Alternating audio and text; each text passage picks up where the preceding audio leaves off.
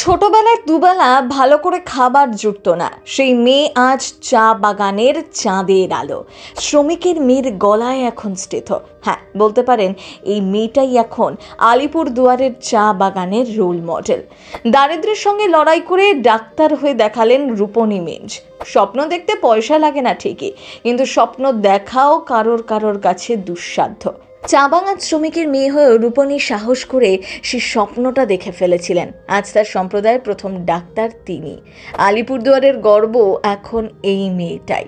Uttarbanga medical college ও হাসপাতালের একজন house surgeon তিনি। এই উত্তরণের পথটা ঠিক কতটা কঠিন ছিল রূপনীর কাছে, আজ না হয় শুনুন না এই মেয়েটার লড়াইয়ের গল্প। সাফল্যের পথ কোনোদিনই সহজ নয়, অনেক কষ্ট করে অর্জন করতে হয়। অনেকটা পথ পেরোলে তবেই স্বপ্নকে ছোঁয়া সম্ভব। আর সেই দুর্গম পথ পেরোতে পেরোতেই কত যে স্বপ্ন শেষ হয়ে যায় তার হিসেব নেই। কিন্তু আলিপুরদুয়ারের চা বাগানের এই মেয়েটা শত বাধা পেরিয়ে নিজের স্বপ্নটা ঠিক পূরণ করে দেখিয়েছেন। এমন লড়াকু মানসিকতা কজনের হয় বলুন তো? ছোটবেলা থেকে অভাব দেখে বড় হয়েছেন, দুবেলা খাবারের নিশ্চয়তাটুকুও ছিল না, কিন্তু স্বপ্ন দেখতে বলেননি রূপনী মিঞ্জ। আর তার সাফল্য গোটা চা বাগানকে আলোকিত করেছে। মা সরিতা ওরাও ভার্নাবাড়ি বাগানের শ্রমিক, বাবা রঘু মিঞ্জ ওরাও বাগানের ট্রাক্টরে খালাসি।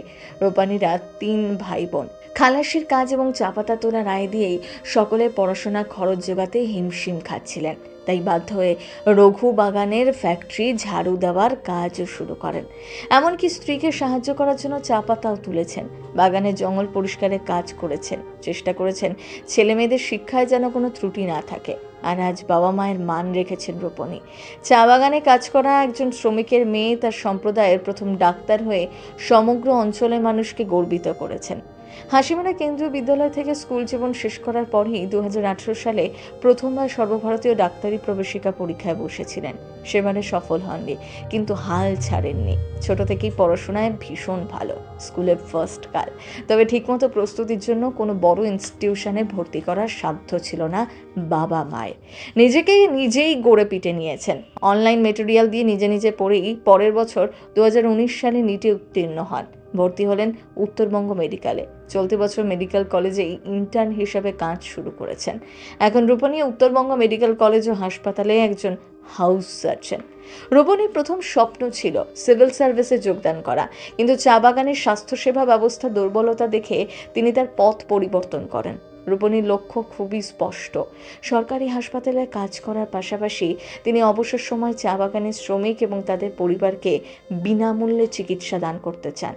তিনি আরও পড়াশোনার জন্য প্রস্তুতি নিচ্ছেন, যাতে তিনি আরও বেশি সংখ্যক মানুষকে আরও ভালো সেবা দান করতে পারেন। রূপনীর ভাই মনীষরাও দিদির দেখা দেখি এবছর নিট পরীক্ষায় বসেন। উত্তীর্ণ হয়ে মুর্শিদাবাদ মেডিকেল কলেজে পঠন পাঠন শুরু করেছেন। অর্থাৎ একই পরিবার থেকে 2 ডাক্তার পেতে চলেছে ভার্নাবাড়ি বাগান। তাদের আরেক বোন আশা ওরাও কলকাতায় আইন নিয়ে পড়াশোনা করেছেন। 3 ভাই বোন এখন চা বাগানের রোল মডেল। তাই আপনিও যদি স্বপ্ন দেখেন তাহলে সাহস করে এগিয়ে চলুন, সাফল্য একদিন আসবেই। প্রথম বাংলা ব্যুরো।